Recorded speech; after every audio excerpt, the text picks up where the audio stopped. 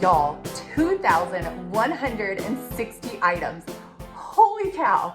That is how many items that we have gotten rid of during this whole declutter series that we have been doing. I will put that playlist down below. Thank you for joining me here today, Autumnly at Home. If you are new to this channel, go ahead and click that subscribe button so that you are welcome and able to come and rejoin us. I upload a video every Friday at 5 o'clock. But today we are going to go over 7 tips and tricks that helped me during that massive declutter that we have done. Number one is to give yourself that easy win. By giving yourself that easy win, you are giving yourself that boost of encouragement that allows you to want to keep going. Walking into a room, especially on an extreme declutter day, can be very overwhelming with a lot of decisions and a lot of decision fatigue. By giving yourself that easy win, you're giving yourself a boost of encouragement that will allow you and encourage you to keep on going. An easy win can look something like just doing something simple in that room, getting started somewhere simple that will encourage you. So if you have belts, if you're going through your closet and you have belts, go for the belts first. You're not super attached to them. You pretty much know if they fit or not. Same thing with shoes. Most of us are not super attached to shoes. So it is an easy place to get started because you can pull out the ones that aren't sized right, whatever it may be. Go for that easy win that is not super in-depth thinking, that doesn't require a whole lot of thinking, but will give you that boost of encouragement that you need. Number two is to focus on a designated space. What I mean by that is when you walk into a room and you're in there wanting to do a deep, big declutter, going through all of the things, it can be super overwhelming. Not only do you want to give yourself that easy win, which was our number one, but also what can really help is by focusing on designated spaces. So instead of walking into the whole room thinking, oh wow, where do I start? You can say, okay, I know I want to work on this entire room, but let me focus on this one drawer. That way I am working one space at a time in a designated space. It kind of compartmentalizes everything in your brain. It allows you to not get overwhelmed because you're like, okay, well, I can at least get started on this one drawer. If I can do this drawer, I'll move to the next designated space. So by doing that, I am focusing on that one little section, and that doesn't seem near as overwhelming, or at least for me, it was not near as overwhelming when I tried to focus on a designated space at a time. If I bounced all over the room, I would get so overwhelmed. So I would encourage myself to focus on certain areas at a time. Number three is to refamiliarize yourself with the items in that designated space that you chose. By taking the time before even getting started to kind of glance through the drawer, quickly pick out like trash or whatever it may be, but refamiliarize yourself with the items in that designated space that you chose. I noticed that half the battle for myself was really just getting started opening the drawer, going to the space, because everything in there was the unknown. It was kind of like a big old black hole. And by taking the time to refamiliarize yourself with that space, it didn't seem so daunting. It wasn't near as scary as I thought. Were there items that occasionally I would come across that was like, I don't really know where the home for this item should be. I don't want it to be here, but I need to figure out a new home because I also don't plan to get rid of it. And here is not the correct home for the item. So taking the time to refamiliarize yourself with that space really helps it not feel as daunting for each space that you come across.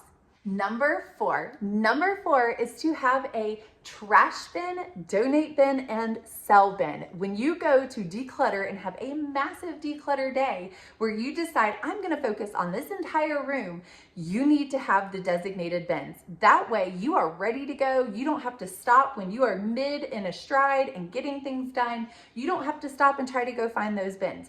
And that also helps you organize it in your brain while you're going through it so that you don't have to go back through it later. And when you're finished, you can put it directly in your car for wherever it needs to go. Because if you're anything like me, or if your kids are anything like me, if you were to even put it in the garage and they see it, they will start rummaging back through it as time goes on. So my goal is when I have a big declutter day, I want to get it out of the house as soon as possible. Otherwise, things start trickling back in. Number five is to keep moving. What I mean by that is if you come across an item in your path of decluttering and you are just unsure, you can't decide, don't take the time for the next 20, 15, 5, whatever it may be, 20 minutes to try to figure out whether you want that. Sitting there arguing with yourself, do I want this? It's not gonna help you. I have found that by setting it in a separate pile while continuing to declutter through the room, not only does it keep the momentum going, it keeps me encouraged because I don't feel like I'm getting stuck too much. And I can continue deciding in my head whether I want to keep it or debating about it or discussing it with myself, whether we need it or not. And by doing that, it gives you all that extra time, but you're also continuing to move. And more often than not, by the time I finish decluttering the room, most of those items I realized that I really didn't need, I really didn't want. What would I do with that in the future? Asking yourself all of those questions. But by setting it aside, you're not putting that pressure on yourself to decide right that minute and then stress yourself out through the decision fatigue. You are allowed to set it aside, decide as you're continuing through the room, and then as you're finished with the room, you can make your final decisions on the items in that pile. Number six is to take breaks.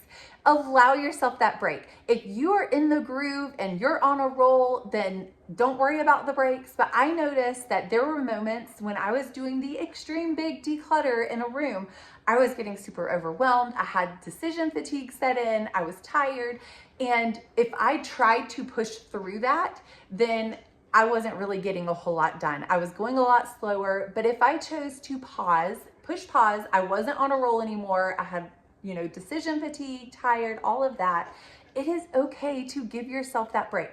Pause a moment, do something you enjoy, sit down, have a cup of coffee, or in my case, Mountain Dew, which is awful for you, but allow yourself that break. It gives you that energy to keep on going. It gives your brain a break just for a few moments. Go for a walk outside, whatever it is that you can do to give yourself just a mental break for a moment so that when you come back, you can keep on going. I noticed that when I would give myself that break, when I allowed myself that break, and I chose to make sure I had a break when I started having decision fatigue and all of that, by the time I took the break and came back, I was on a roll again. I was able to keep on going. I enjoyed it more because I wasn't feeling super stressed out that I had to keep moving and couldn't give myself that break. So give yourself a break. Number seven is to give yourself grace. This one sounds super silly. It doesn't sound like it should be applied, and it sounds like it should be common sense. But if you are going through an entire room, that is a lot. Giving yourself grace gives, encourages yourself. You don't have to make all these decisions right that minute.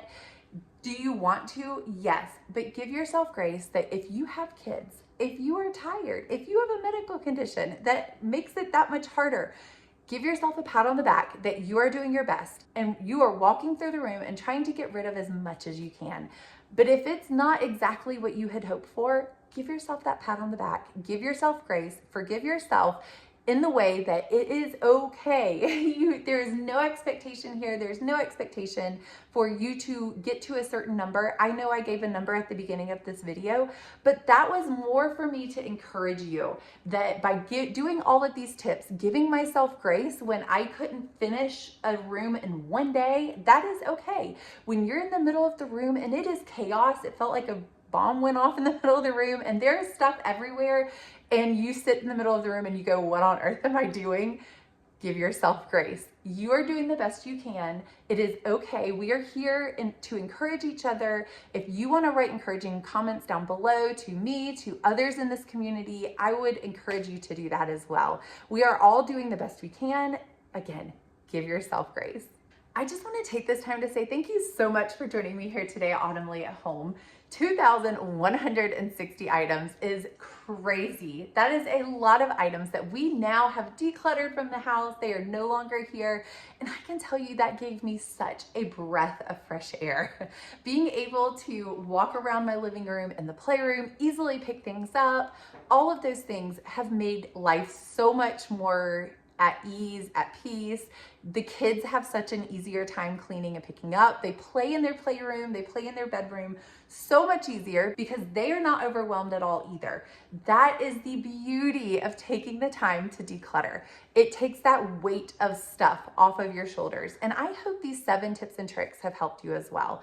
Please like, subscribe, and share. I will put a playlist right here that you can watch until my next upload every Friday at 5 o'clock. I hope to see you guys next time. Please hit that like and subscribe. Goodwill bin. Those bins, easy win that is not super thought-provoking. That's not it.